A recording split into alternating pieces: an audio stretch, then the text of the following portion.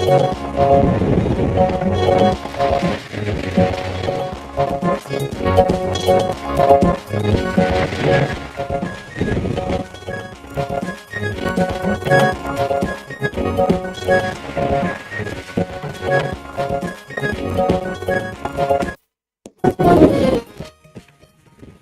right, from Good Morning Nigeria today, we are continuing our conversation on domestic violence.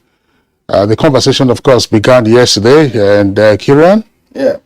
But the matter of fact, I wasn't on set yesterday, but we had about 5 guests, on the program, and one of them, of course, is the Minister of Women Affairs, and she said that many women are living and dying in abusive marriages, explaining that Osinachi's husband stopped her from communicating with her family.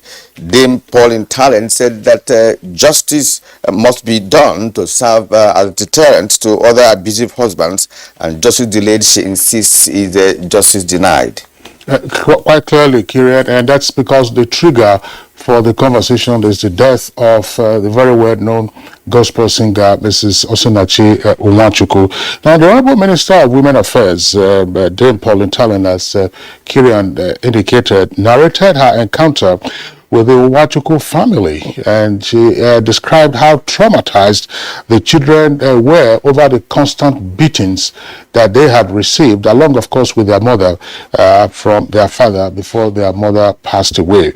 And, of course, she's indicating that there must be justice, in this case, for the late Osinachi, as well as protection for her children. And one of the guests on that yesterday's first edition on this topic, Harry Obe, a director of women and the children at the National Human Rights Commission, explained that respondents most often require debriefing to get back to their humanity, and this is because frustrated, they begin to lose the empathy or sometimes get to a level of sympathy fatigue. He says every individual has the potential to oppress others, but the restraining force is the certainty of accountability or punishment when they err. That's right, Kiran. We also have the Assistant Commissioner of Police, Usman Imam, who is the second in command of the Force Gender Unit at the Force CID here in the Federal Capital Territory. Now, he spoke about the establishment of gender desks in all police commands throughout the country. He also disclosed that over 2,000 police officers have now been trained on gender issues, more particularly in dealing with domestic violence, but that more resources are required. But he pointed out that investigations into domestic violence cases are sometimes hampered because families or those involved usually would prefer to get the matters wrapped up quickly without further intervention by the law enforcement agencies. And another guest on the program, Benjamin Ohige, professor of psychology at the University of Ibadan, described the narratives as emotionally disturbing. He expressed concerns over how women like Osinachi meet their husbands and placed the blame on those who had knowledge of these occurrences but did nothing to help the woman. Well, Kira, let's back up a bit and return to what Harry Obe from the National Human Rights Commission did say. There were some very disturbing numbers that he gave while on the program yesterday, that in 2021, the Human Rights Commission received over 1.7 million complaints with regard, of course, to domestic violence and other issues, and over 900,000 of these complaints were from women and children, while another 150,000 were on sexual and gender-based violence. And many of the victims, he of course also said, had challenges with reporting those cases. And back to what we were talking about, Professor Benjamin Ehigie. Professor Ehigie did say that Osinachi's husband could have what he described as a narcissistic personality disorder, a disorder that makes him exude self-grandiosity over his children and wife. Now, Professor Ehigie also believes that the husband could have a borderline personality challenge that could have been handled by a psychologist if help was sought on time. But he did raise some very pertinent questions to say that against the backdrop of the reported abuses against the children and the wife, how was the marriage contracted in the first instance? Exactly, and we would say that they met in a church service, you know, and where the woman performed, and the young man became interested in her. So it was not a forced or arranged marriage. They met each other, you know, before they tied the knot. Now, I'm a third director at Kwabom State Gender-Based Violence Response Department, and Secretary said her office is dealing with 2 cases where the wives were killed after seeking safety elsewhere. She said there have been no convictions because the victims or survivors refused to prosecute the case to the end. ETA also said that the police is not helping the matters, as cases of domestic violence are usually treated as family matters instead of crimes. She sought funding and training for law enforcement officers. And that reminds me, Kingsley, is there no law, you know, that says that bathroom is a crime? Because of course, if it's in other crimes, first if you do that, the man is first of all removed from the family in the first instance and never to return there except on special arrangements. But down here, when they report a case of battery, maybe husband and wife, as case maybe, they will say go and settle. It's a family matter. Well, the question you asked, assault and battery are criminal offenses under the criminal code in the southern part of the country, and also under the penal code in the northern part of the country. And then you also now have VAP, that is the Violence Against Persons Prohibition Act, which criminalizes these issues that you just raised with regard to battery. Now, one key point that MMT raised yesterday had to do with the response of some of the police officers who are manning the desks, that when victims of battery, of domestic violence, go to report to these officers, a number of them will say, okay, it's a family matter, go and settle it, XYZ, and that the victims leave such stations disappointed. That's right. So we'll continue the conversation today, looking at several other aspects, how, for instance, to identify when violence is getting out of hand, how to seek help, where to seek help from, what to do in those circumstances. And in the case of the Osinachi children, who, of course, now have both parents out, the mom is there, is late, and the father is in the custody of the police, how do you get them out of their psychological trauma? It's Good Morning Nigeria, and we welcome you once again to the program, live on the network service of the Nigerian Television Authority. I'm Kingsley Osadolo. And I am Kieran Umaya, also welcoming you to this edition of the program. As always, we will be bringing you complimentary segments which will form part of the package. Right now, let's join Tessie Omeri with the morning news highlight. Good morning, Tessie. Good morning, Kingsley, and good morning, Kieran. Hello, Nigerians. Welcome to the morning news. The federal government says it is not leaving anything to chance towards unmasking, apprehending and bringing to justice all those behind the security breaches, economic sabotage and wanton destruction of life and property in parts of the country. Defense Minister Bashir Magashi gave this assurance after the meeting of the Federal Executive Council presided over by President Muhammadu Buhari. On top of the situation, we are planning hard to unveil those who are involved, and we'll tell you very soon the people that are carrying out these activities. Preliminary reports of what transpired at Kaduna train attack shows a kind of unholy handshake between bandits and the dislodged Boko Haram fighters from the northeast. But overall, I can tell you without any fear of equivocation that the various government is on top of this matter. 10 newly appointed members of the Independent Corrupt Practices and Other Related Offences Commission, as well as the National Population Commission, have been sworn in. President Muhammadu Buhari performed the ceremony in accordance with the provisions of the nation's constitution.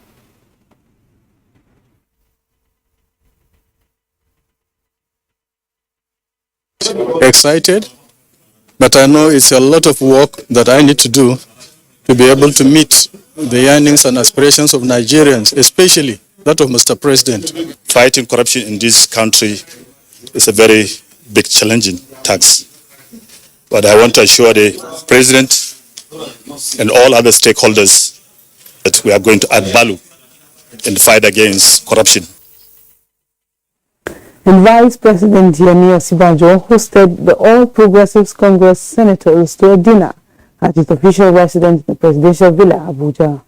President of the Senate, Ahmed Lawal, says the Vice President intimated the APC senators of his intention to run for the office of the President at the 2023 presidential elections.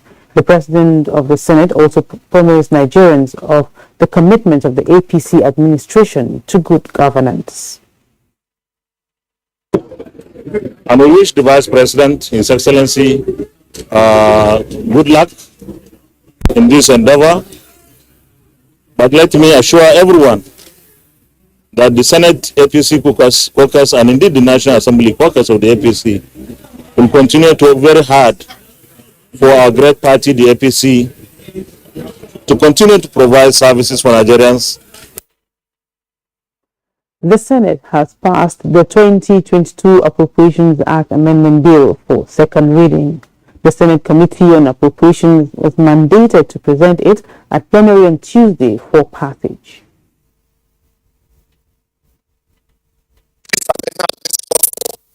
Is because of the issue of the subsidy. The subsidy is going at a very high speed. Aggregate expenditure is projected to increase by 192.52 billion due to increase in personnel cost by 161.4 billion and other service-wide costs by 21.05 billion. Still from the National Assembly, worried about the loss of lives as a result of repeated terrorist attack on communities, the House of Representatives has again called for urgent action by authorities. It asked the federal government to direct service chiefs to initiate a coordinated joint security operation in troubled spots to flush out terrorists. That despite intelligence reports by the Department of State Services on the influx of terrorists flying to Plateau and other neighboring states of Taraba, specifically in Wasai and Kanam local government forests in Plateau, no proactive measures were initiated. Our nation is under siege. We are speaking about Imo State, Abia State, Ebonyi State, Anambra State, where non-state actors are burning down police stations and killing human beings. And on electoral matter, 1.8 million permanent voters cards for those registered from June to December 2021 are ready for collection, while 1 million were invalid. INEC Chairman Professor Mahmoud Yakubu cited this at the unveiling of the cards in Abuja as the continuous voters registration exercise ends on the 30th of June this year. 4,859 PVCs are now ready. They will be delivered to our state offices across the country over the Easter holiday. They will be available for collection by the actual owners in person after the holiday. The queues were not as long, but now I'm sure the queues will build up, particularly after this press conference. When Nigerians know that we are going to end on June 30th, you will see the queues. And that's the news for now. Good morning. Nigeria continues with Kirian and Kingsley after this break. Thank you for watching. You're watching Good Morning Nigeria on the network service of the Nigerian Television Authority. It's time for business news, and we join our correspondent, Comfort Amodu. Those who are already into electric vehicle production, they should be given more support, and those who aren't yet should be given incentives and targets to meet to get electric vehicles. The National Automotive Design and Development Council, NADDC, says it is on course to position Nigeria as Africa's #1 producer, developer and user of electric vehicles in the African Continental Free Trade Agreement to penetrate African markets and ensure Nigeria takes dominance in the continent. In terms of leaning towards renewable energy, we all know that we have tons of solar insolation in Nigeria, so we also have other renewable energy sources, so we're looking at how best to tap into those sources. Director General of the NADDC, Jelani Aliyu, while explaining the benefit of the planned National Action Plan on electric vehicles in Nigeria, says the council is committed to increasing the production and sale of vehicles produced in Nigeria by Nigerians in the global market. In the capital market, investors gained 87.48 billion naira as NGX all-share index inches up by 0.34% amid improved market turnover. Here are the closing figures.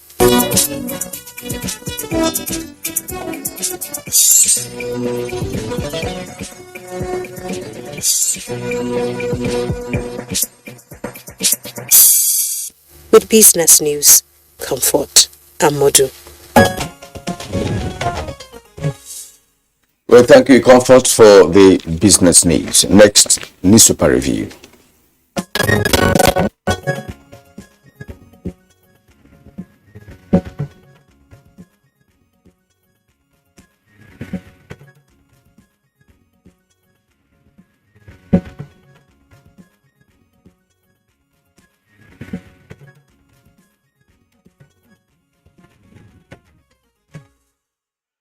Bayo Toyobi, our newspaper reviewer, is right here with us in the studios. Bayo, good morning and welcome. Thank you, Kinsley. Good morning. Good morning, Kirian. Good morning, Nigeria. Okay, let's begin with the Punch newspaper. It's quite a busy front page, and above the name flag, we begin with this story. Federal government's commercial loans rise by 31%, hit $14.67 billion. It's on page 26. I will be courageous as Nigeria's president, says Tinubu, is on page 7. Kidnapped train passengers' families protest today. Federal government assures of rescue is also on page 7. 45% of completed registrations nationwide invalid, says INEC, on page 14. Food import bill jumps by 45% to 1.2 trillion naira, according to CBN report. So page 26. Meet us, orders demand within 21 days, NLC tells the federal government. On page 9. Lead story. Security agents aiding bandits. Alleged reps demand NSA minister sacking. 3 riders, soldier posted to Zamfara, gave uniform to bandits in Plateau. That's according to Deputy Speaker. Government kill 150 in Plateau villages, 30 in Ebonyi. Anambra police station attacks. Presidency replies Northern elders, rules out Buhari's resignation, blames past governments. Now below the photo story, senators bid APC chairman Adamu and Kyari Nasiha farewell.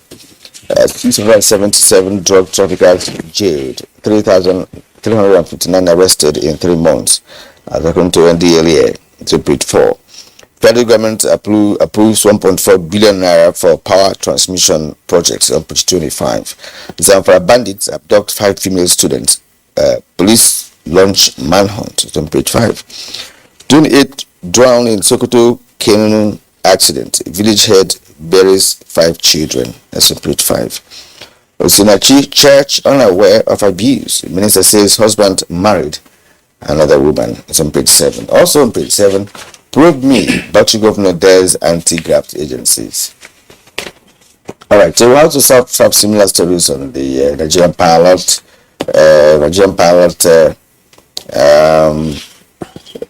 below the name flag, 2023 presidency, Nigerians eagerly await Jonathan to declare.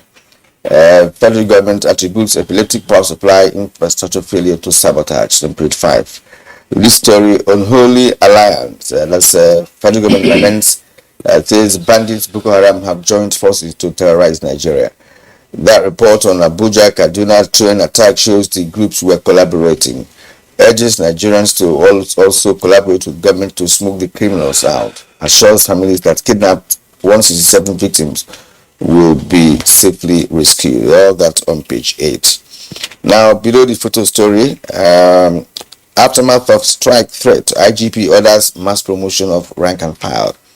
That's on page 6. 26 people died as boat capsizes in Sokoto. INEC raises fear and says 45% of new PVC is invalid. Insecurity, reps demand NSA defense minister's removal on page 5. 5 persons burnt to death as 2 vehicles collide in Anambra on page 9.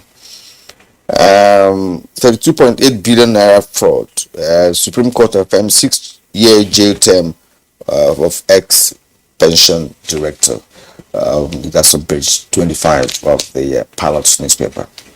Kira, let's also take some headlines from the Nation, because a number of the other headlines you read earlier are also on the front page. Now, INEC voids, the paper is reporting 1.1 million voter registration, and with a rider timetable sacrosanct. Niger owes WAEC 295 million 2021 exam fees. Below the nameplate, U.S. report, attacks and insecurity curtail human rights in Nigeria. Bandits, Boko Haram packed behind renewed insecurity. They collaborated to attack train, killing Plateau, says federal government. And inside, you have gunmen kill 4 policemen in attack on Anambra station. 4 abducted in Zamfara school. Reps seek emergency on security. And presidency, our efforts will bear fruits. Cracks over zoning and consensus deepen in PDP. Cracks over zoning and consensus deepen in PDP. Presidential aspirants fail to agree. Statistician General Harry dies at 57. He was appointed just 7 months ago. 12 military impersonators held. Ayo. Thank you, Kesley. Well, security reports seem to dominate all the story. And from the House of Representatives yesterday during plenary, they condemned the recent killing, especially in Plateau, Benue, and Taraba State. And the honorable member who raised the issue called for the removal of the National Security Advisor as well as the Minister of Defense. They asked if the president is being adequately briefed about what's happening in the country and if he is holding the commanders responsible for such failures. Deputy Speaker Ahmed Wasi was very livid and illustrated that there appears to be fit columnists among the military, and he cited an incident of some personnel of the military and paramilitary agencies that he alleges were aiding and abetting the criminals. He cited a soldier who was found in Wasi, but who is supposed to have been in Zafara, his posting. He was arrested, given uniform to bandits. He said up till this moment, he has not been court-martialed. He says he posed 2 critical questions. Who gave him pass to be at Wasi instead of being at Zamfara? And who also authorized to give him a pass for a period of 6 months? You may be recalled that a military officer was also complicit in the murder of intelligence response team officers in Zamfara, which was involving a kidnapper, Wadume.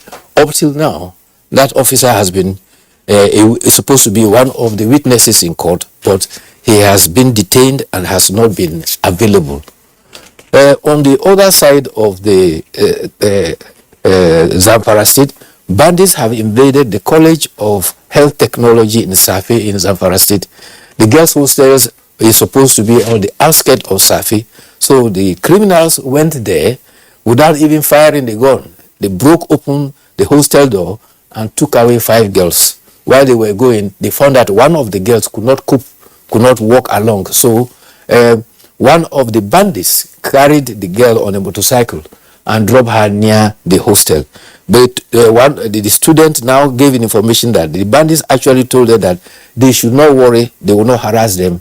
All they want is ransom for them to be released.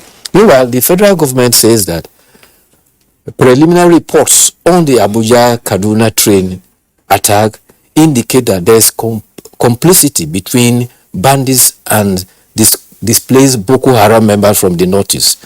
This was revealed by Honorable Minister for Information, Alhaji Lai Mohammed. The Minister of Defense also says that security chiefs are working hard to ensure that all those activities by criminal elements and other terror groups are stopped once and for all.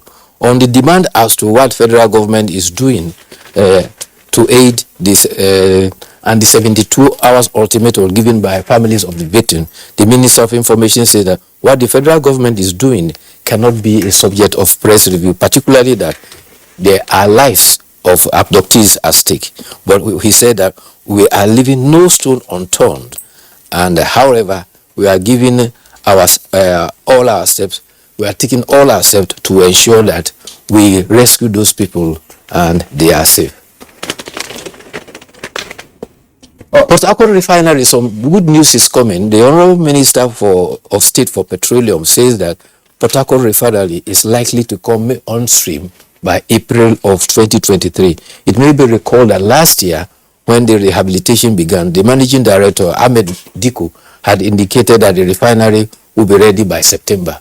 During an inspection tour by the Minister of State and the members of the board of the NNPC, it was found that the progress of the refinery has been going on steadily. There are two refineries in Port Harcourt. One has 60,000 barrel capacity, and that is the one that it says will be ready by April of next year. The other one has 150,000 barrels capacity. By the time the two of them are ready, we now have about 210,000 barrels per day refining capacity from Port Harcourt. Like as you said, it's good news, you know, but I don't know, the Nigerians may not view that as good news per se, because we've been talking about refinery. You see, sometimes when you mention this refinery issue, many people frown at the issue concerning refineries, because for donkey years we are talking about refinery coming back from stream and all of that. I mean, there should be other more important matters, really. You know, until the refineries come on stream, we will begin to appreciate and see it. I'm concerned about this. When the refineries come on stream, yes, and you operate them for a number of years, will they then go out of stream after that? Do you get a joke? They went out of stream because the turnaround maintenance were not done periodically as required. Ghana has one refinery, I think it was built around 1956. It's still running up till today. So it's because there has been compromise along the line. That is why our refinery has got to the state it is now. And if you recall, when the Minister of State gave a brief, Warri Refinery was supposed to have been the first to start, and it was to last about 23 months. Port Harcourt was coming in, I think, about for 33 months or thereabouts. And there's also Kaduna going on. If they are able to achieve all this simultaneously, it will go a long way in solving this critical problem. All right, Bayo, fine, thanks. Gentlemen, I'm curious about INEC voiding 1.1 million voter registration. That's 45% of those who were registered. So the curiosity for me is, this is an ongoing exercise, and voters don't register themselves. They don't register themselves. You are supposed to go online or go to some location and then go through the registration process. If the biometrics or some other information did not fit or showed that there was a case of potential double registration, it would have been at that point of registration that the INEC officials would have detected it and eliminated it. So does it mean that now you have registered X number of potential voters, and in cleaning up the register, you now discover that 1.1 in the current exercise did not satisfy the requirement. I'm just curious about how all of this is playing out. The point is, I don't know, who is to be blamed for this? Is it INEC or those who registered? If 45% of completed registrations nationwide is invalid, then it does mean that by the time we start elections in 2023, not many Nigerians will be eligible to vote, even those who are registered. And now, how do you correct the anomaly in the first place? Are people going to re-register again for them to validate their registration? So what's going to happen? Don't forget that this registration that INEC is talking about is not those who are already on the register. It's the new entrants who had registered. Apparently, there are certain things information that they are supposed to provide by the registration, which is not adequate. And I think there's still room to put up a notice for such information to be updated so that that registration can be validated. If not, what you have done is, if you had 100 persons coming to register, it means that at the end of the day, it's only 55 of them that are fit to vote. Yeah, well, just see the point I'm making. Kieran was asking who to blame. It's not exactly who to blame. That's to say, what went wrong? If JAMB says, for instance, that we have registered 1.8 million candidates for this year's UTME and direct entry, it means that on its records, 1.8 million candidates have successfully registered. So it is pointless for JAMB to say, oh, 1.8 million have registered, then 2 weeks to the exam or some period before the exam, you now say maybe 500,000 or 200,000, whatever number was invalid. The key point I'm driving at is that a registrant does not register himself. It's the business of INEC to register, whether through e-process or otherwise. So how do you correct this, or how do you? It's not like you are voting at an election where you say you do not thumbprint the right box, or you thumbprint it and it's straddling two boxes.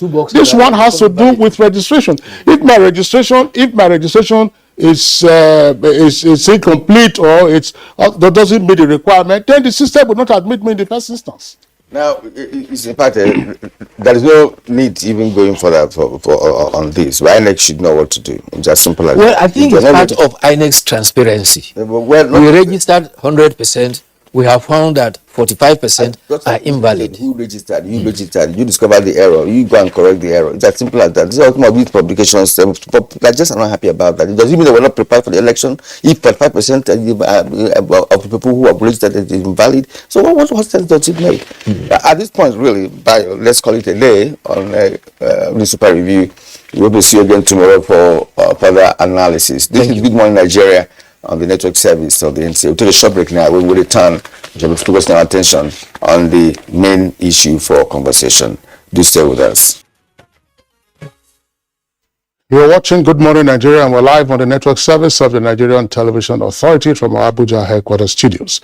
As a prompt for the second part of our conversation on domestic violence, let's listen into the excerpts from the first part, which was yesterday, and those excerpts are compiled by our correspondent Joseph Olsen.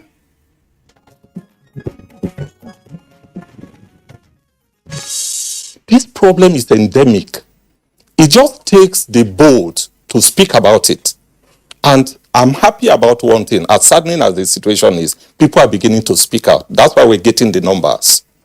We got over 1.7 million complaints in total in 2021. Out of that 1.7 million, over 900,000 was on women and children. You want to speak when it's too late? What have you done? They are saying that they were hearing the way he brutalizes her. I said, but what have you done to help rescue her, this woman? This woman will be beaten and thrown out. The son says, not once, not twice. He beats her and throws her out, and she sleeps outside, locks the gate. She sleeps in an uncompleted building, and in the morning she will crawl back and be on her knees begging him. The neighbors are aware. Nobody reported it. She might certainly be under some influence because the whole scenario doesn't sound or look normal. Most of the cases that are reported to the police are treated as family matter. A woman will run to the police with blood and everything, and they will say, go back to your husband. Or the man will go back to go and settle. Are you not man enough to settle your matter at home? Why are you bringing it here? We have to understand that domestic violence is a crime. And if we do not understand that and treat it as a crime, we will keep having the numbers rising. And so every institution must be reinforced to ensure that these things are treated as crime and people punished for it. But as a result of the emerging trends in sexual, gender-based violence, child abuse, and what have you, the police responded adequately.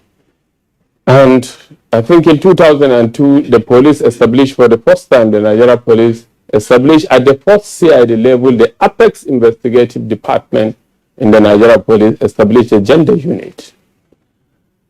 In my introduction, I said it very clearly. The police did not only stop at that. Now the police have established gender desks in the 36 commands of the Federation.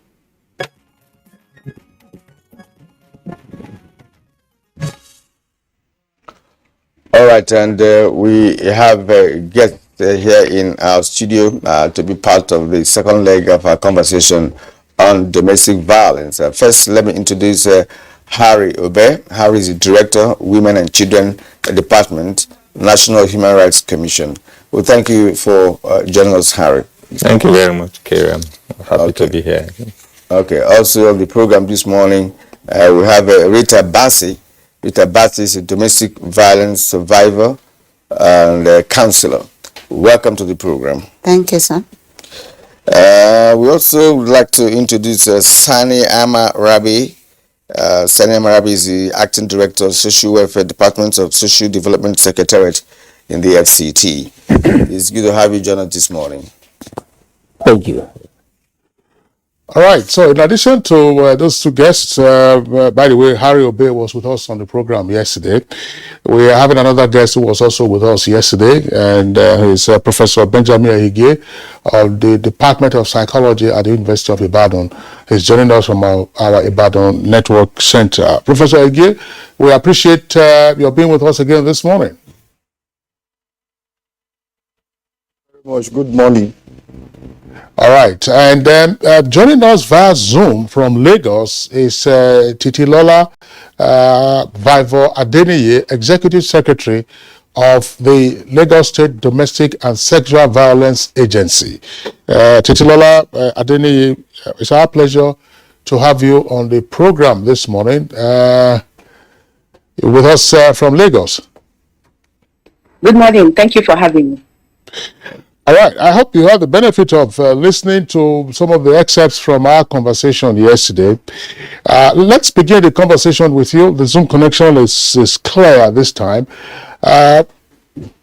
What is the state of domestic violence in Lagos, one of the country's most populous states?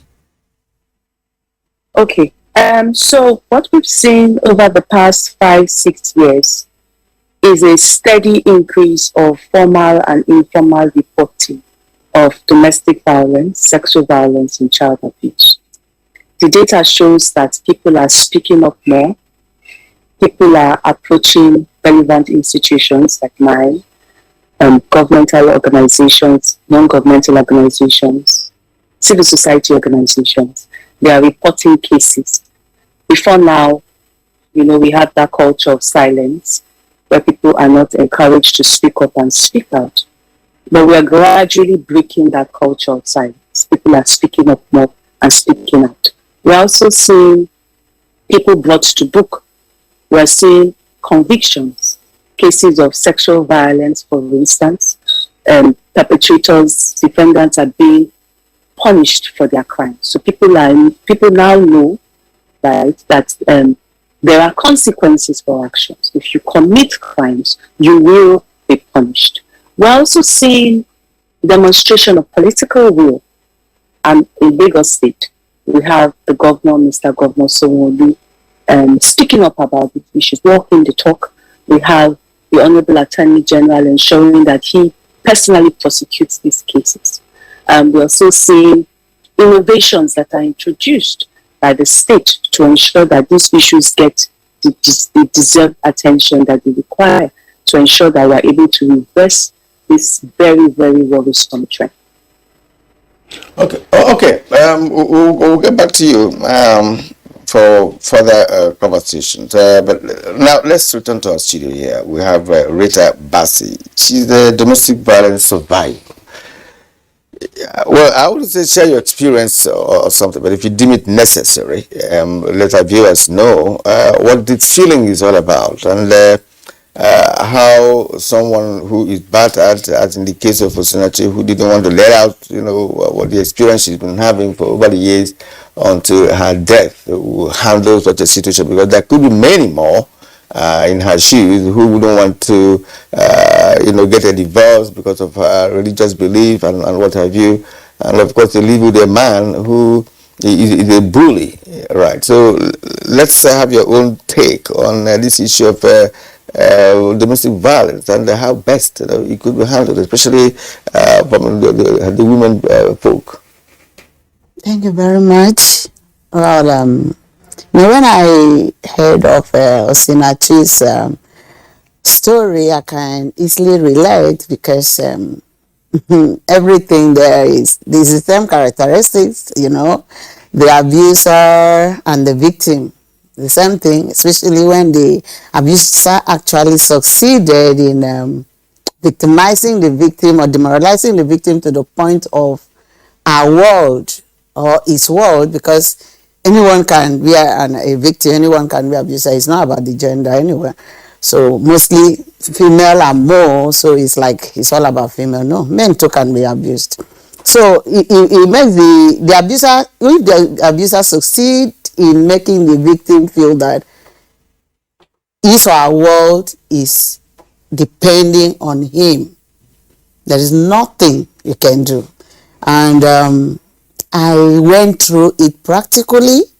Can imagine marrying to a pastor, a clergy, and he was everything good, everything any woman can dream to have, and everything. There was no wrong anywhere. Even when I make a mistake, it was like, oh, I'm already prepared for you, you are all that I wanted and all that. And 5 days along the line after wedding, we did, and the sense I saw became a beast. Everything that was so good about me suddenly became so wrong. My food that he loved so much, there must be complaint. Everything was like when my auntie was asking me, why didn't you let us know what really happened?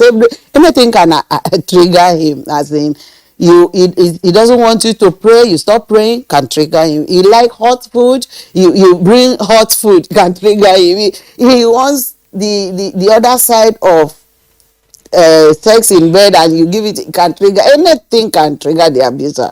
And once he succeeds in making you feel that he's helping you and is the Satan, that is really the problem here, is the outsiders that are really causing the problem, and you believed him. There is no word for you again, because you are living his world. And I was living that world in silence like that for like more than 2 years. Everything, I was smiling outside. Everybody see me as a laughing, smiling Rita, but I was dying. I was dying in silence because of the fear of my faith, the fear of what people will say, the fear of my family, and all that. So I was just dying. But it came to the point that what really helped mine is because when I was in the university, undergraduate, being a counseling psychology student, we were sent for practicum. So in practicum, I was able to help younger ones to rediscover themselves, okay? And it was actually those experiences. I didn't know I was preparing my future, because I always drop this word with them. I say, who are you? What are you looking for? What do you really want? All those stuff was making them to discover who they are, especially academically. So I said, if you don't define yourself to yourself of who you are and to people around you, that people around you will define you of who you are not. And if care is not taken, you start dancing their their their drum beat and you start acting their script. And that's not who you are. Now who you are, you know, I always drop those words there. Do you know, when I was really a shadow of myself, one of those days, he has finished beating me and left with my phone, no communication. So, and I look at myself in the mirror, I was really a shadow of myself. I was like, Rita, who are you? Are you what this man is calling day and night? Because he was calling me his slave, that he married me with his money, he can treat me anyhow he wants, and can have his way anytime, any day, you know. And this person is a pastor, you say? Of course, with a very big Bible. And he made the congregation was like, he was so proud to even stand one of the days in the congregation that my wife believed me so much. There's nothing you can tell my wife that he will believe you. She believed me so much. Honestly, he was actually trying to make me do that. I was believing everything he says. But that day I asked myself that question, and I said, I'm a counselor. My senses started coming to me. Have I reported this thing to any counselor?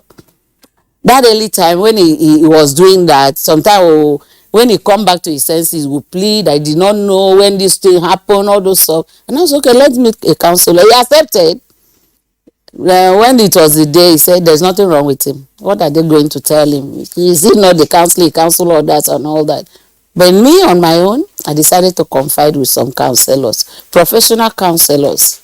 You know, at least I was able to confide with one that time, then another one. I had like 3 counselors in different stages of my life. So she was trying to really build me up to be emotionally stable, because that's actually what I needed then. I was emotionally stable. I started going through online classes on personal development to really take control of my thoughts, because my thought was almost taken out of me. I was not owning my thought again. So, you know, Richard, I'm sorry to jump in here. I mean, that we've allowed you to narrate your experience so that our viewers can benefit from it. I didn't quite get the beginning of, if we call it a crisis, early on. I mean, so you were married for 2 years. You mentioned something about 5 days. Maybe to the extent that you may wish to disclose. And by the way, let's also mention this, that as the executive secretary of the agency in Lagos mentioned, people are coming out. There's a very well-known table tennis player, Oshinake, who has also come out to disclose, you know, the domestic violence that she suffered. When did this start? I mean, was it 5 days after you got married, or when did it start, and how did it start?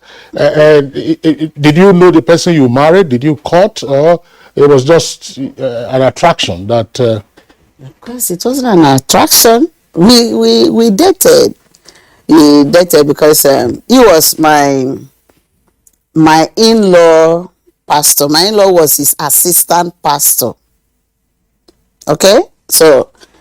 My in-law, you need to know when, it was my in-law that introduced him to me. You need to know how my in-law esteemed him. Everybody in the community know this man, like a sense, of course, even till tomorrow, they see him as his, I don't think, there's, except people he has affected one way or the other can say otherwise. And that was one of my reasons of keeping silent. Who will believe me? Of course, they saw him as a sense, including my in-law, because I was keeping silent to the point where I had to start letting people that can, you know, hold themselves to understand. Like the in-law, I told him, he could not believe it until he saw it by himself. I mentioned the day he has been seizing my phone like that, because anything is to seize me. Sometimes he lock me inside the door and lock the gate of our house outside. So I can't go out. No communication, no other person can know what is happening. So, of course, the day he actually sees my phone, I had an appointment with my in-law, and he was trying to get in touch with me. Nowhere. So he had to drive down to the house, and he found out that I was inside, I couldn't come out. So I was standing outside and I was telling him what happened that day, you know, and we dated. He came to, in fact, when we were cutting through phone. He proposed to me through phone. I said, I don't know you. I can't accept a phone proposal. I don't know you. It's okay. I should come down. He's the overseer of his church. I should come down. He cannot leave his folks. You know, this is what God called him to. I said, well, if you can't come down, let me see you. I can't come down. So it was something like that. He came down to answer a yes or no from me. Just coming down. We went through marriage counseling.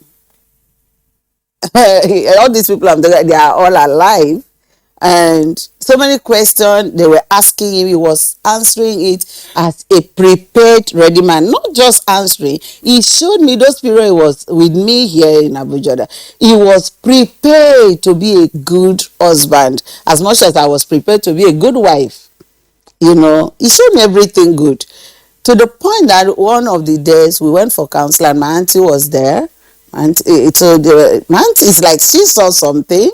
She called me outside. He said, Rita, I think you really need to look down again. There is something about this guy that is. I said, auntie, this is the man that showed me. He's the best I've ever had so far. So you can imagine a woman like me. People see me as someone that selected a lot, you know. But you can imagine me coming up to say he was the best. You know, he showed me to be the best. Honestly, he showed. We will stop you at this point. Of course, in the course of the program, we'll also talk to you about other aspects of him. What really Tali secondly is that he said the man is a pastor, and Sinachi's husband is also referred to as a pastor as well. And if pastors cannot manage their families, I wonder who will. Now, let's bring in Sani Ama Rabi, the Acting Director of Social Welfare Department of in the FCT here. What is the state of family, domestic violence in Abuja? Have you been receiving reports from any part of the FCT in connection with? Give us a data of what it's been like in the past couple of years. Well, in FCT, Social Development Secretariat, we have a unit that manage gender-based violence. The unit work in conjunction with European Union and Office of the Vice President of the Federal Republic of Nigeria.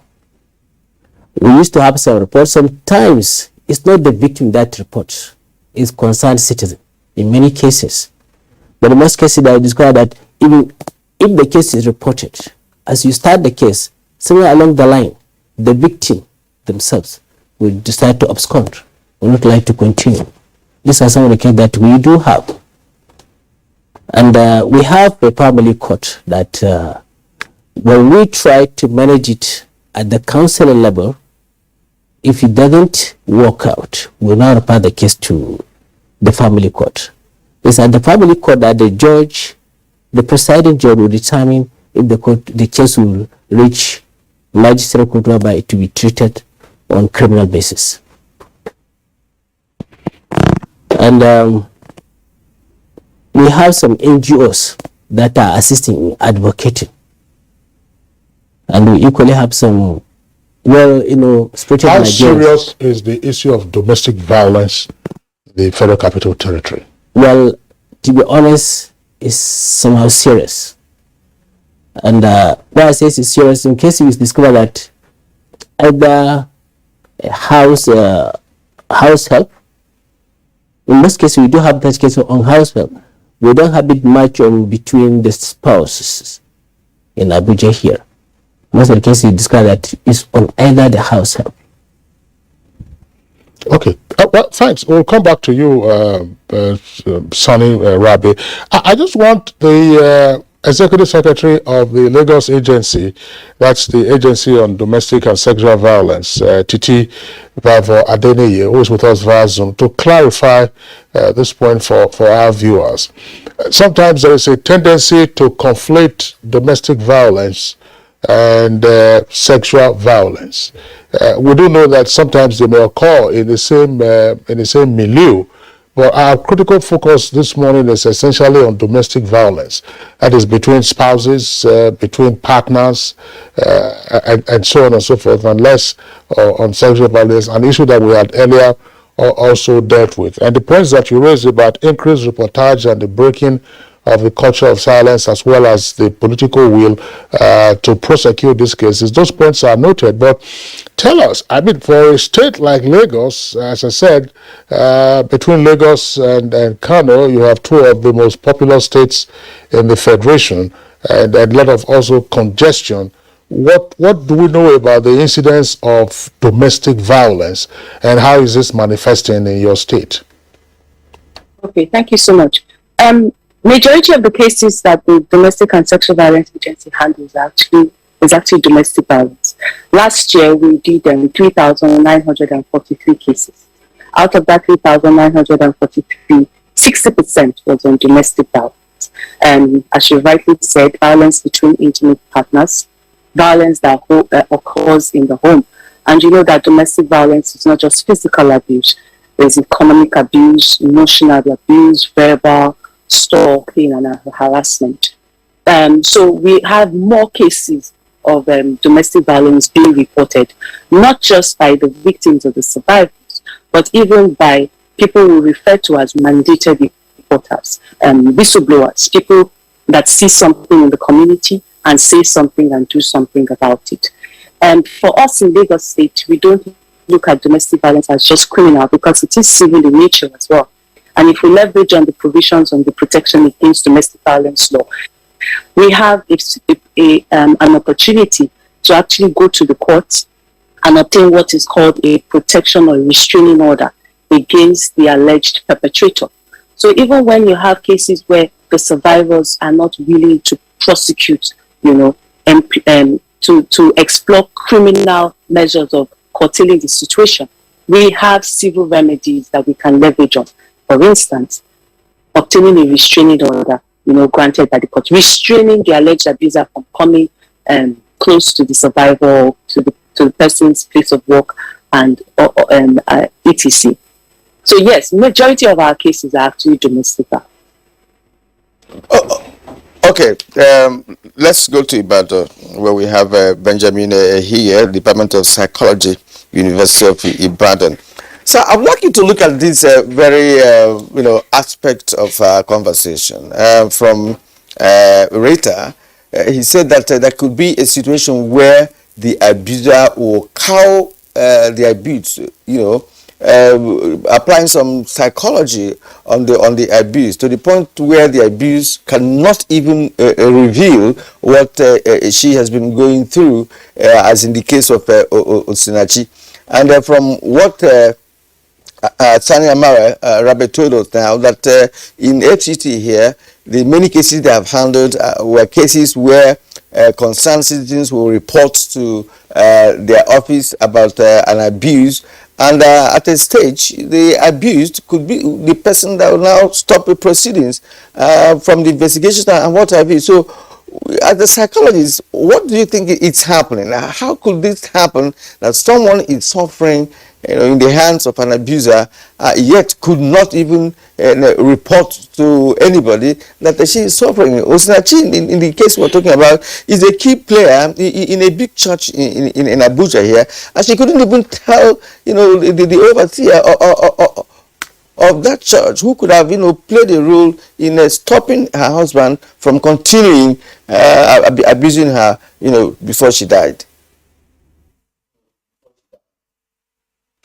Well, thank you very much. The case is often rampant when it comes to relationship between the abuser and the abused, especially when it has to do with marital relationship. Now, when the couple come together, there's an agreement of being together, and there are some information, some cultural information or religious information that tend to act on their cognition, which is supposed to bind them together.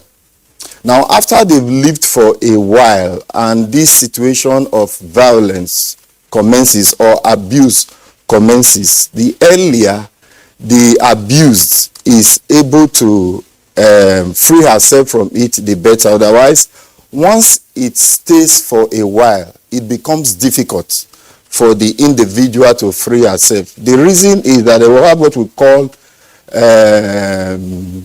Stockholm syndrome. Stockholm syndrome is a psychological syndrome whereby two persons are related in the form that one has a sort of superiority over the other, like we have in a marital relationship or in a captive situation. Because of the time they've lived together, there's what we also refer to as learned helplessness.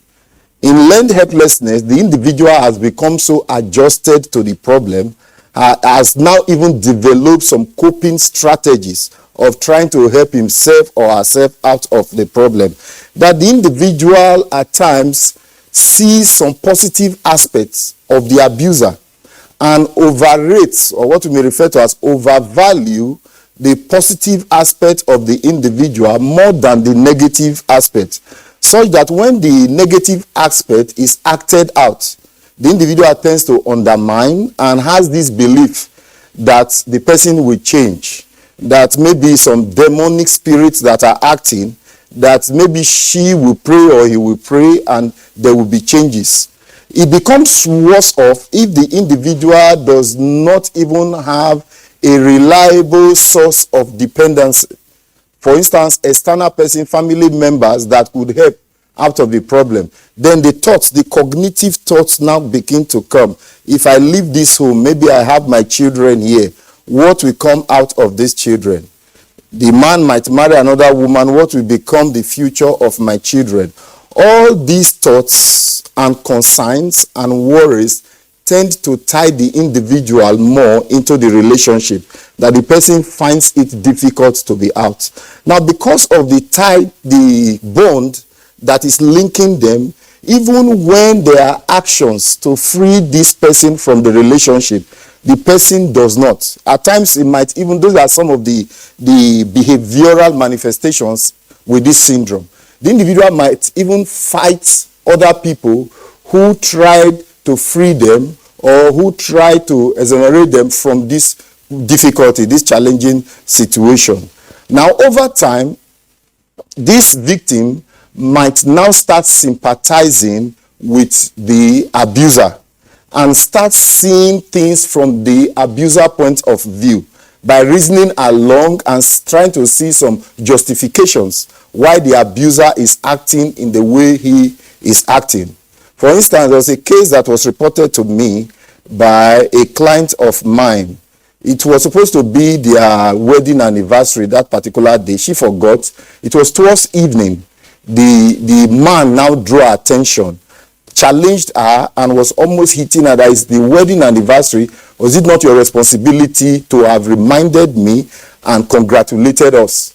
And the lady came with this problem, and she admitted that actually it's my fault.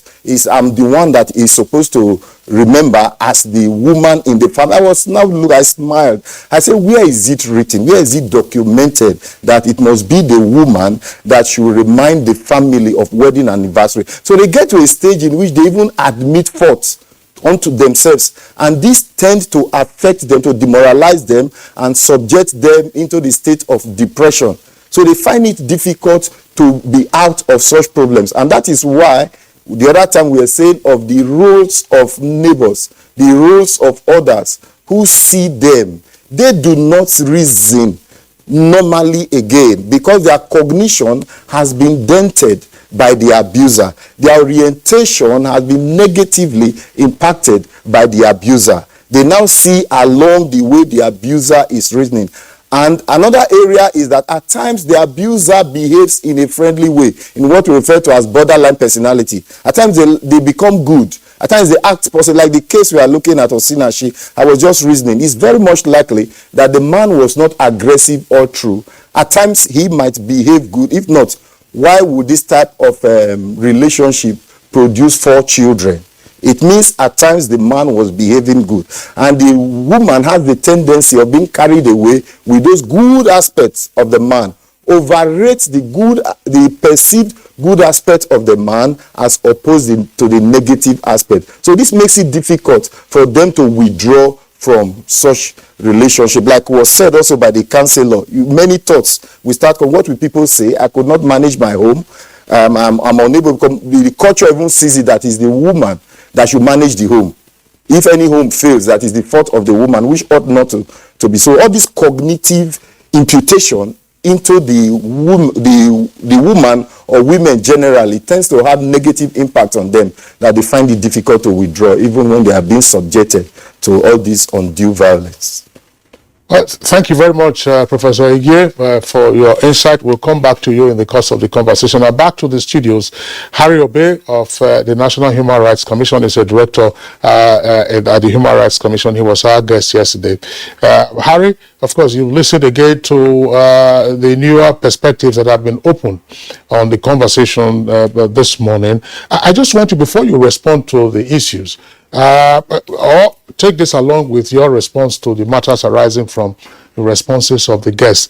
Domestic violence, are we dealing with an urban phenomenon or a rural phenomenon, or both urban and rural in the first instance? And then what are the hindrances to effective reporting of cases of domestic violence? Thank you very much. To speak straight to your question, whether it is urban or rural, I would rather say that it's a human problem. So it does not discriminate against location. But the ability to actually speak out can be influenced by the environmental factors, which can, a lot of the times, the urban dwellers appears to have more access to arteries of communication or escalation of their cases, because they are constantly reminded, maybe through the media, that look, you can get help through this medium and all that. And the rural dwellers may not have such opportunities. They are bogged down by tradition, which is one of the causative factors of domestic violence. This impression that, look, you have to be responsible for your home.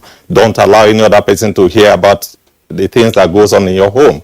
These are traditional or cultural beliefs. And so those people dwelling in the rural areas appears to be more drawn or cowed by those beliefs. So they don't speak out as much as the urban dwellers will speak out. So these are the areas you see differences in terms of visibility and all that. So, but I cannot say that it is an urban problem or a rural problem. Rather, it is a human problem.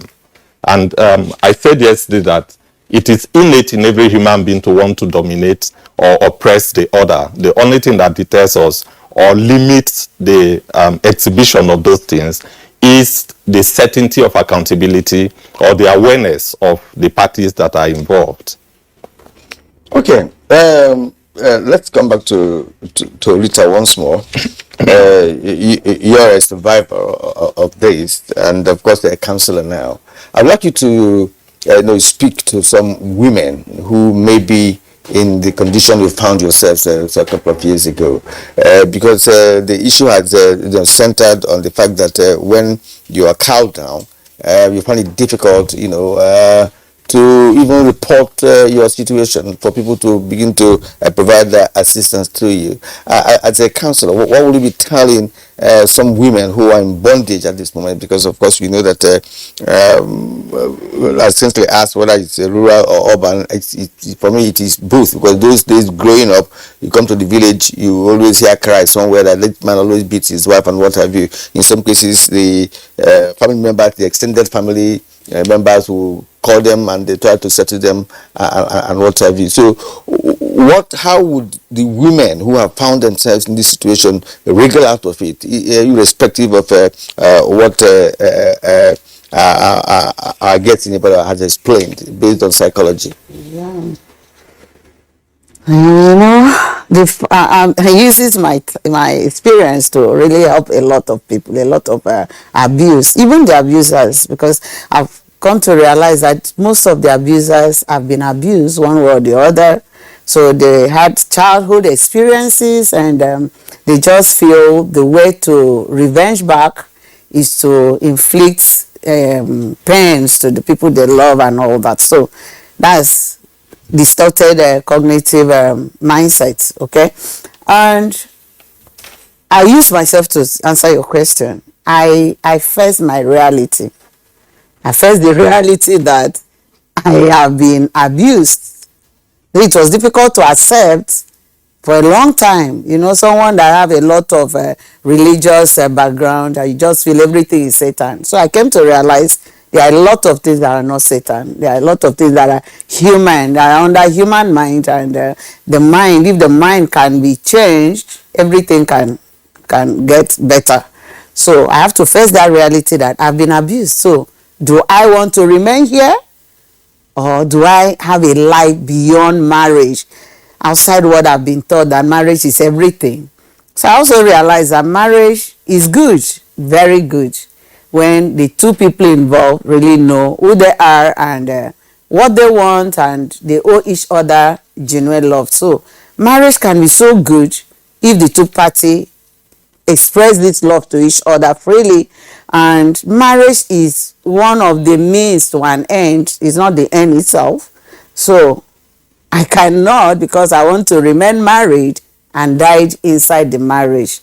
So I had to take that decision too. It was a very difficult decision. Consider the environment we found ourselves, but it was a bold step, and I speak out. In fact, I speak out. The first time I was there, because then after he finished that, he left. He's doing evangelical work and all that. I was always going, but I always return back with pens and all that. So I stopped traveling back. That was what my counselor advised me. He said, stay aside for some time. So during that time of staying aside, I found myself in a new church. I was in a choir. I was singing for more than 1 year. Nobody knew that I was going through that.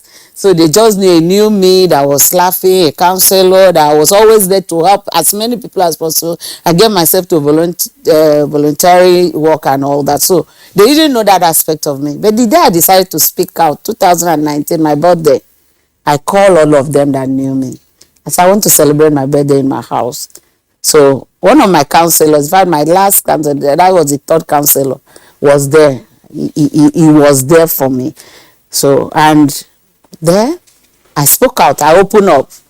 It was, people were crying and laughing. One came to tell me, say, Mama, do you know why I'm crying and laughing? Look at my eye. I'm crying because you went through all this and you were still laughing with us as if nothing was wrong. And I'm laughing because you are this strong. You are this strong. I was so strong because I built up myself. I told you when I was going through personal development, I went through a lot of personal development training online to now really know that the problem is me. I have to really discover who I am from inside out, not what the environment is telling me. Because leaving the wall of the environment is like denying who you really are as created by God. You know, so you are going through it. Please, that's not you. That's just an experience of life. You need help. The first help is to speak out. Accept it, speak out. Don't just speak to people that you tell, like Osinachi's story I heard. So many friends around her knew, but please don't tell anybody. Of course, they have to respect her. Speak out to a professional, a counselor, you know, that can help you out, that know the implication of what you are going through. Just like that, the psychologist said. He said, at that moment, you don't know yourself. You can't think for yourself. Your thought has been controlled by a dominant force, which is your abuser. So, you have to speak out to someone that has been trained. Professional counselors have been trained to help you. Please, it is not, except a clergy that have understanding of professional counseling, that you now know, okay, you are taking domestic violence or mental health problem to them. They are spiritual inclined. But professional counselors are trained to help your mental and psychosocial problem. Speak out to them. They have a way of guiding you through it. I think you made a point here, you know, to say that some persons who are, you know, passing through such challenges usually go to the pastor. Yeah. For counseling. Oh, yet the pastor does not have the background of psychology to understand the concept of psychology in the first place. So he will not give you the proper advice that you need at that point in time. Is that what you're saying? That's what I'm saying. That's what I'm saying. We are specialists in different perspectives. It's just like me coming out there and say I'm a journalist. I saying how? Did I go through the rudiments of becoming a journalist? No. So I can only say the layman understanding that, oh, these people that are on telly. You understand? So as a professional counselor, we are trained to listen. We are trained to keep your secret. We are trained to provide solutions. It's a bit curious, for you. Rita. A bit curious. I mean, somebody will ask this question. You studied psychology. Yeah, counseling psychology. Counseling psychology. And eventually you rediscovered yourself. Yeah. But why did your defenses fail ab initio? That's the one. If someone asked me that openly, you know, I wasn't just a counseling psychologist. I was let me use it as I always say. I was a core religious sponge. So I felt I knew myself. That's why I'm using the word rediscovering. I actually thought I knew myself. You know, the mind is made up of the conscious and the subconscious mind. So we are so exposed to the conscious mind so much that we feel that's all the world depends. The subconscious mind are the experiences that have been stored and they keep playing out. That's why when I was talking, I said some of the abusers too may need help because of their childhood experiences. This thing stores there. And it's actually the subconscious mind that the body acts on, because it bring in what has been storing there and you just act on it, you know, program life. So you can know yourself intellectually or cognitively. You are very good in logical reasoning. You are very good in schoolwork. You are very good in goal setting, making setting goals and achieving them. You just thought, oh, I've discovered myself. But you've not really get to that point of taking decision for yourself. You know, taking decision for yourself. Okay. You know. All right, Rita, thanks a lot. Titi Vivo Adeniyi, I would like to return to one aspect you talked about, which has to do with the response of the law to cases of domestic violence. You did say that it isn't just criminal, there's also the civil perspective. You talked about the protection or restraining order. Describe to our viewers how that works and how it is enforced. Okay. So the law, which our law is actually a bit similar to the Violence Against Persons Prohibition Act, which is operational in the FCT. So it makes provision for survivors, victims, to actually go to the closest court. Most times it's the magistrate court, and report that they are experiencing abuse. And once they do that, once they make that report, all they're supposed to do is to write like a statement. It's a form of an affidavit, basically a statement of fact, just stating what has happened and the fact that they need the protection of the court. And then the whole process now commences. But many a times people don't even know. Survivors don't even know that they can walk up to the court themselves and report this this crisis. The court can serve as a first responder. But majority of the cases we do in Lagos, clients report to us, and then we help them to build their cases. We help them to approach the court to obtain this protection or restraining order. The restraining order can be valid for 2 years. It can be valid for 1 year. It can be valid for 6 months. It depends on the facts that are presented before the court. At the point when the restraining order is given, it's obviously to protect. It's not punitive. It's to protect and prevent further reoccurrence. But if the alleged abuser violates that restraining order, then it becomes criminal. That is when criminal proceedings can be instituted against the perpetrator. But you know, because of our culture, there are different considerations that survivors would deliberate upon before approaching the court. But what we say to survivors is that these cases are heard most times in a family court, they are heard in camera. It's not heard in the open court, because the court understands that this is a family issue, and utmost confidentiality should be preserved when handling these kind of cases. And so it's just to encourage people. I think the most important thing is to encourage people that there are options. Survivors have options. You may not want to go to court. We can deploy mediation as a form of alternative dispute resolution, right? There can be separation. If you're ready to go to court, you can get a lawyer to help you file necessary legal proceedings. But do not remain in silence. Speak up. I think that's the message that I would like to drive home. There are options, and there are support services that exist that can assist survivors. Now, let me remain with you from what you actually explained. I'm just wondering how administratively this issue of restraining order is handled. But you have to hold on for a while. Let's take a short break. When we come back, we'll return to you for that question. This is Good Morning Nigeria, and we are reaching you live on the network service of NTA. We'll take a short break now. When we return, the conversation continues. All right, thank you for staying with us up to this moment on Good Morning Nigeria. And we are returning to you, Titi Lola, once more. You were telling us about, how your office handles some issues concerning domestic violence with respect to the aspect of restraining the abuser from having contact with the abused for a reason. How often has this been able to bring sanity in different homes? And is your office really concerned about reconciling homes, or do you just go all out to prosecute or jail, or maybe prefer divorce as a solution? So the way we in Lagos, we have a strong coordination mechanism in place, because you know that one agency or one ministry cannot sufficiently provide all these services. And so we have a very strong partnership with the police, the Lagos State Police Command. We actually have designated police stations in Lagos State that we work with.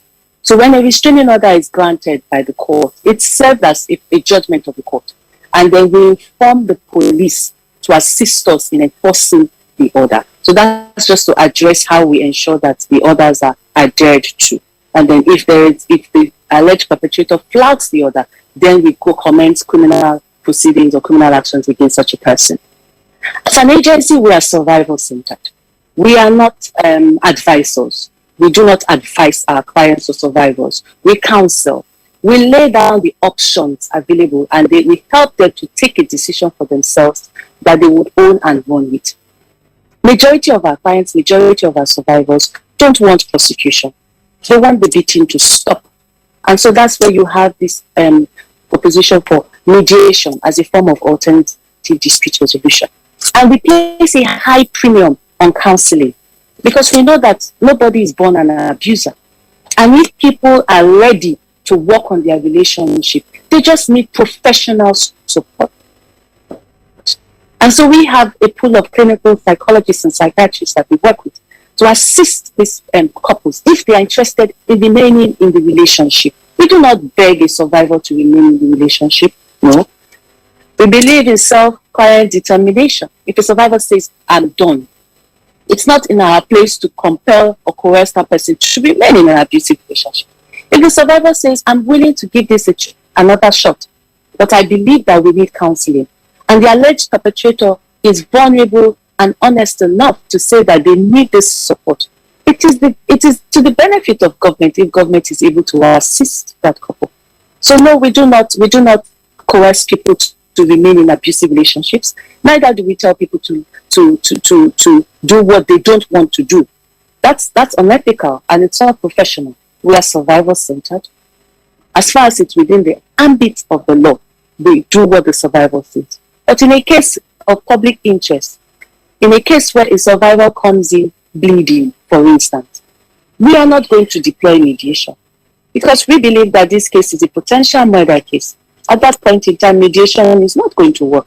We need to ensure that law enforcement is notified, and we do the needful to ensure that we protect life, because it's very critical that we protect life.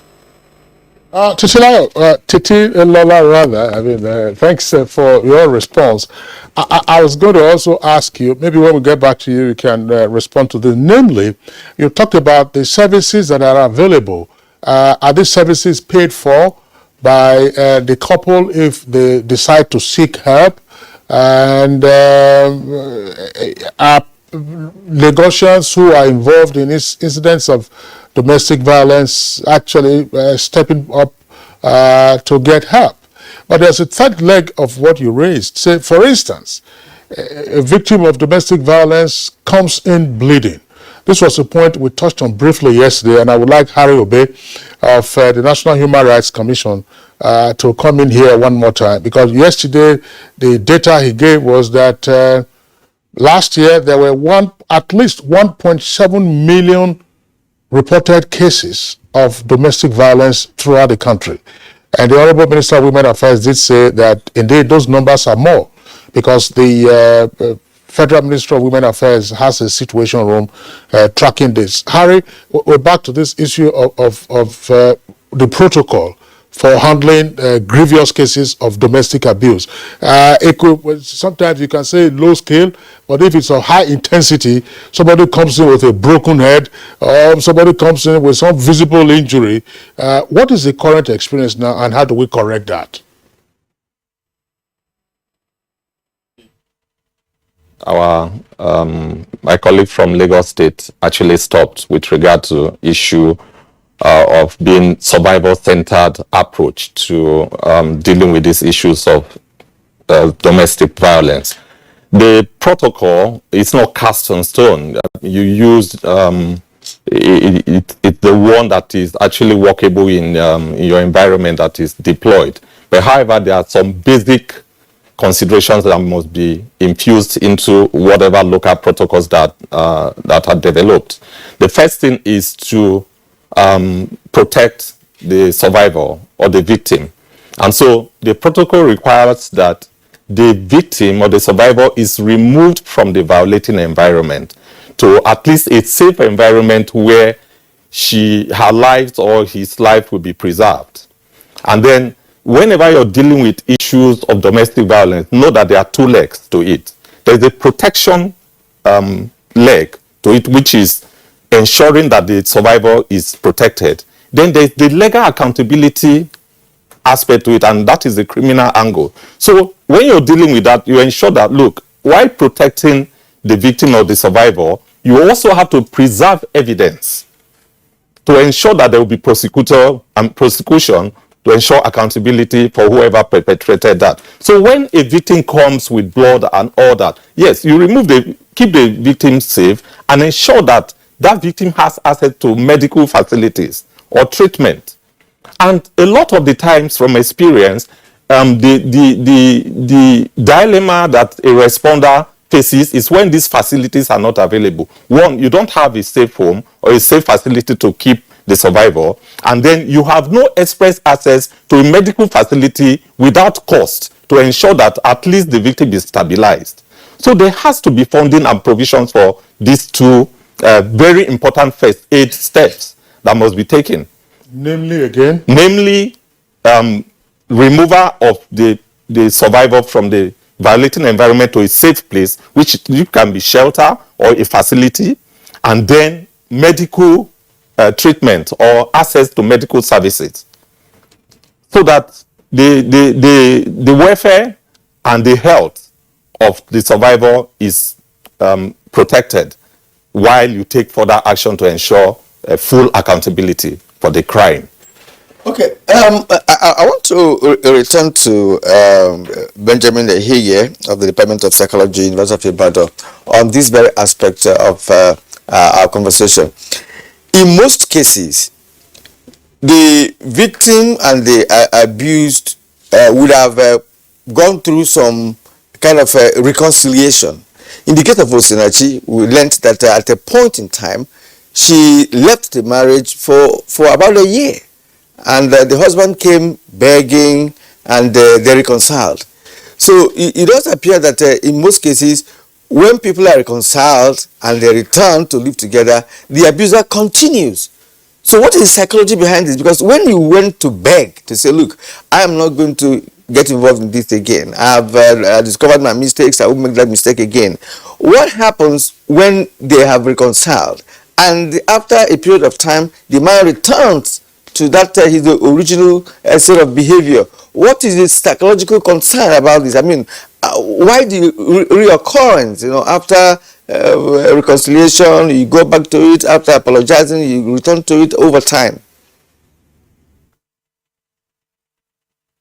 Thank you very much. Like you've narrated, the abuser experiences some miss of the victim. In other words, the absence of the victim from home, which will create some deprivation to him.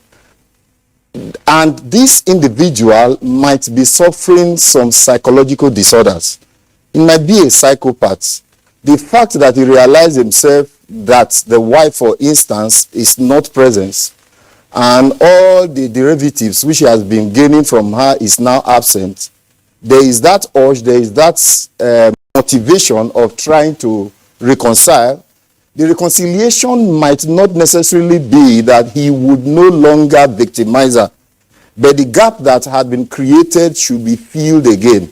Now, nobody bothers, no one bothers to saying, let this person undergo psychological test and psychotherapy, so that the psychological problem that is existing would be treated. The fact that he has gone back saying that, oh, I've changed, what is or are the evidences? Has the person been transformed? Has his psyche been worked upon? If he's a psychopath, for instance, who derives pleasure in hurting others, in harming others, it will certainly reoccur. So my advice is that the fact that the abuser goes back apologizing, kneeling, crying is not a sufficient reason why the abuse should be released back into that environment.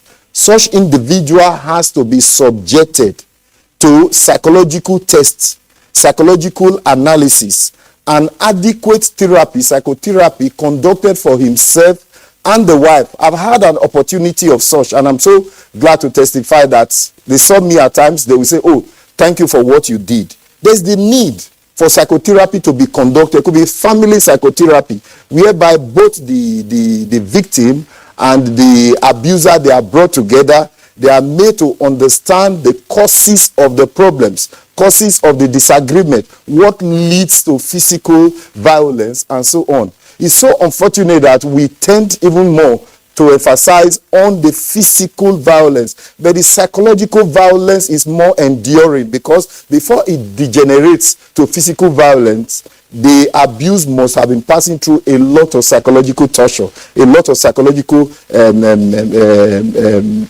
negative effects upon her, which may include affect her mental state, her reasoning, disassociation from people, loss of attention, loss of contact from people, and so on. All these have to be treated before you can bring them together. So that is my advice. Not sufficient. It's very much likely that the abuser will return, because nothing has been done to him. There is no change. As he was before, so he is. There's nothing that has changed. The fact that he seemed to look like a repentant offender does not mean that the repentance is there, because there's an inherent psychological problem in that individual which has to be attended to before maybe the custodian of the abuse would think of releasing. And even releasing the abuse should be on temporary basis with some monitoring and observations to see if there is or there are changes. If there are not, then it's advisable that the abuse should be withdrawn until perfect treatment, psychological treatment, has been administered on the abuser. When you talk about treatment, yet you said psychological treatment. I don't know. I'm just thinking of how this treatment can be administered on an individual. And when you say that somebody's mental state is affected, does it require some kind of medication or what? So explain to our viewers what you mean by this treatment and the process of such a psychological treatment that could change a man all of a sudden. Well, most of the problems associated with violence, they are behavioral problems. They might not be mental breakdown in terms of the physiological breakdown. I mean, the physical breakdown of the brain. By psychological treatment, we have what we call chemotherapy, which has to do with medication, and we have psychotherapy, which has to do with psychological intervention. Psychological intervention does not have to do with the use of medication. It has to do with behavioral treatment. The individual has problems, and the problems could be cognitive. It could be the individual's cognitive orientations, things that have been imputed in the individual's cognition. It could be cultural, religious, making the individual not to see reality, not to see the actual things as they are occurring. Through cognitive behavioral therapy, for instance, the individual is now exposed into understanding that there is a problem. At times, the victim does not even see what is on ground as a problem. The victim does not see the reality. Through cognitive behavioral therapy, both the abuser and the victim, the abused, they begin to see the reality of events that are occurring. Now, psychotherapy is not something we can just discuss here, but we have professionals in that field. It just requires visiting centers where we have these professionals. In some hospitals, federal, state, and private hospitals, there are some professionals. Some operate at individual level. They are private practices. But in all, I still say we don't have sufficient centers where these facilities, these services could be provided. For instance, ideally, in police stations, some of these large police stations, we should have psychologists who will be there to administer some counseling services.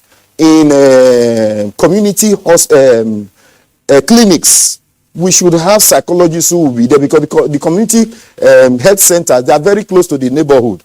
Now, if there is enlightenment, when they have such marital problems, they can easily go there. Everything is not medication, but we so much believe in medicine.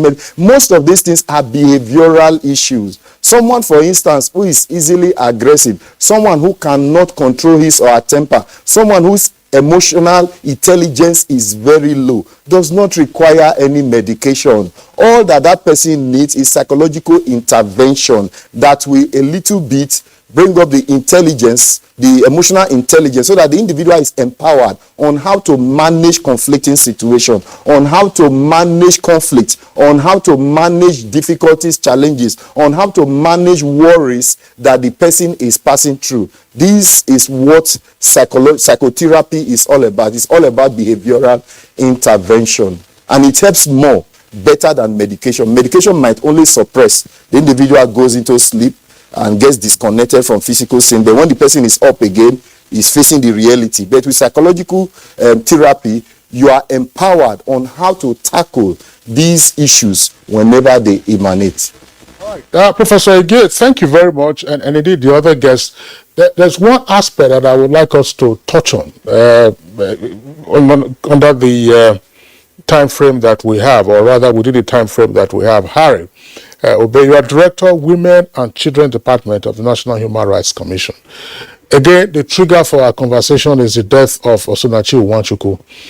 4 children. Yesterday, the Honorable Minister of Women Affairs narrated her encounter with those children. Pretty young children. They themselves have been brutalized by their father, according to their own testimony, and they have also been witnesses to the violence unleashed by their father on their mother. How do you care for witnesses to this kind of violence and bring them out? Because she said yesterday that a 12-year-old, has challenges with reading. What processes are required? What help is needed. I mean, it's an aspect that I think that we ought to look into, because when in the marriage, for instance, where there are already children and violence goes on a repeated basis, how do you deal with this? Yeah, I think that is why this stakeholder connectivity is very important. So it's a multi-level approach that is required, because the issues that are thrown up by violence are multi-dimensional. And so we have to have a multi-dimensional approach to solving those problems. When the Honorable Minister was narrating her experience yesterday when she visited the house, my mind was actually filled with, okay, where do we begin? Now, the criminal responsibility angle is being handled by the police. The children are probably still in that house or with their uncle or auntie or a relative somewhere. And we already know what the issues, or the issues are beginning to emerge as to how to intervene. Where is the system? Do we have a system in place where these children can be put through some level of psychological debriefing first, before you address their educational needs, before you address their welfare needs? Because now their mother is no more. Their father is facing a prosecution for criminal, possible imprisonment. Okay, so they are now separated from their mother permanently. They are separated from their father, who they allege also contributed to their violation. So how do we debrief these children first? So we need the services of psychologists and social welfare practitioners to get involved, have these children stabilized psychologically, because engagement with the children from multi-agencies to get evidence and hear testimonies that they will use to address the situation is very important. Now, there's also the aspect of the judicial intervention or quasi-judicial intervention. I was going to talk to the issue of protection order. You don't necessarily have to go to court. You have some agencies, administrative agencies like the National Human Rights Commission, that is empowered by law to make orders that are enforceable as a decision of the High Court. Our rules, that is we call it STOP. The Standing Orders and Rules of Procedure provides in Rule 67 that any matter that is being investigated by the Commission can make initial protection orders to ensure that the victim or victims of the complaint are stabilized. And such orders are enforceable as a decision of the High Court. So what are we saying? If the procedure, the judicial procedure is cumbersome and it takes some technical processes, approach an administrative agency like the National Human Rights Commission, which services are free of charge, by the way. And then such orders, we should take advantage of those provisions. People need to know. And then, okay, when we deal with the children, you have to deal with the system itself. Well, Harry, we want to thank you at this point. There's no doubt that these children need an extra care, to take care of their psychological well-being, physical well-being, academics, and what have you. And I wish we had more time, to deliberate on this. And at this point, we'd like to call it a day. And we'd like to appreciate Harry Obe, Director, Women and Children Department, National Human Rights Commission. We thank you for your insights. And of course, Rita Bassi, domestic violence survivor and counselor. Your experience, of course, has helped matters in this conversation. Thank you so much. Sally Ama Rabi, Acting Director, Social Welfare Department, Social Development Secretariat of the FCT. We appreciate your contribution. Guest from Ibadan, Benjamin Ehige, Department of Psychology, University of Ibadan. We also thank you for being part of our program this morning. And the vice we had from Lagos, Titi Lola Vivo Adeni, Executive Secretary, Lagos State Domestic and Sexual Violence Agency. We also would like to appreciate your waking up with us this morning and your very insightful contributions. All right. That's Good Morning Nigeria for today. We are back tomorrow, same time, Good Friday, at 7 o'clock in the morning. Do look after yourselves. I'm Kingsley Osadolo. And I'm curious to my